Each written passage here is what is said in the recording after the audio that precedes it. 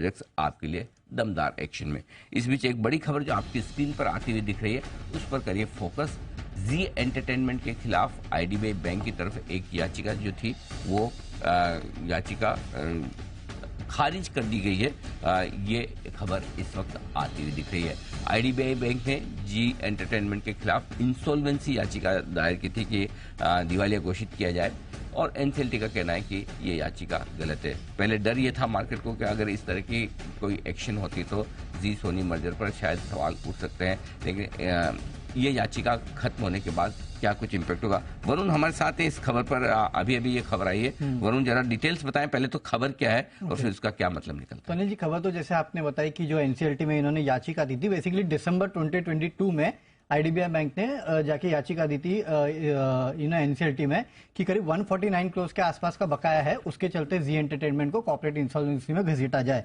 ये मामला दरअसल सिटी नेटवर्क का था। सिटी नेटवर्क ने एक डेट सर्विस रिजर्व एग्रीमेंट किया था इस बैंक के साथ, और उसके बीच में कहीं ना कहीं तब क्योंकि सिटी नेटवर्क जी एंटरटेनमेंट का पार्ट था, इसके लिए उस करार को लेते हुए जो बकाया था 149 करोड़ का, उसके लिए आईडीबीआई बैंक ने कहा था कि जी एंटरटेनमेंट को कहीं ना कहीं इंसॉल्वेंसी में घसीटा जाए। लेकिन अब यह फैसला आता हुआ कि आईडीबीआई बैंक की जो अपील थी उसको खारिज किया जाता है, क्योंकि सिटी का जो मामला है वो अलग से मामला है। आपको याद होगा अनिल जी, 2-3 दिनों भी पहले एक खबर आई थी कि सेबी जो है वो कहीं ना कहीं इस मामले को लेकर गंभीरता दिखा सकता है, लेकिन आप देखिए एनसीएलटी का जो फैसला है वो कहीं ना कहीं जी एंटरटेनमेंट के पक्ष में आया है। कुछ दिनों पहले इंडसइंड का जो फैसला था वो भी जी एंटरटेनमेंट के पक्ष में आया था, और अब ये वन मोर स्टेप अहेड है कि आपका जो सोनी के साथ डील है वो यहाँ पूरे होने के लिए वन स्टेप अहेड जो है अब यहाँ जी एंटरटेनमेंट आगे बढ़ चुका है। तो 149 करोड़ के आसपास का मामला जो है वो अब सेटल होता हुआ साफ नजर आ रहा है, जो कि दिसंबर में आईडीबीआई ने जी एंटरटेनमेंट के खिलाफ किया। तो सबसे बड़ा जी एंटरटेनमेंट के लिए पॉजिटिव है कि जो सोनी के साथ मर्जर को लेकर, अदरवाइज अगर इंसॉल्वेंसी वाली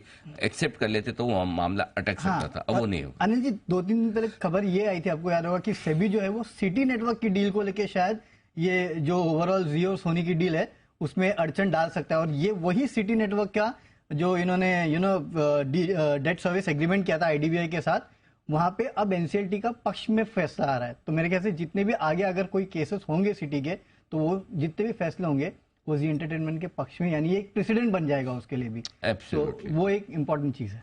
बिल्कुल, तो ये है आपके लिए बड़ा डेवलपमेंट इस वक्त जी एंटरटेनमेंट को लेकर आता हुआ दिख रहा है, इसलिए स्टॉक में थोड़ा एक्शन भी आया है। डे हाई पर स्टॉक ट्रेड करता हुआ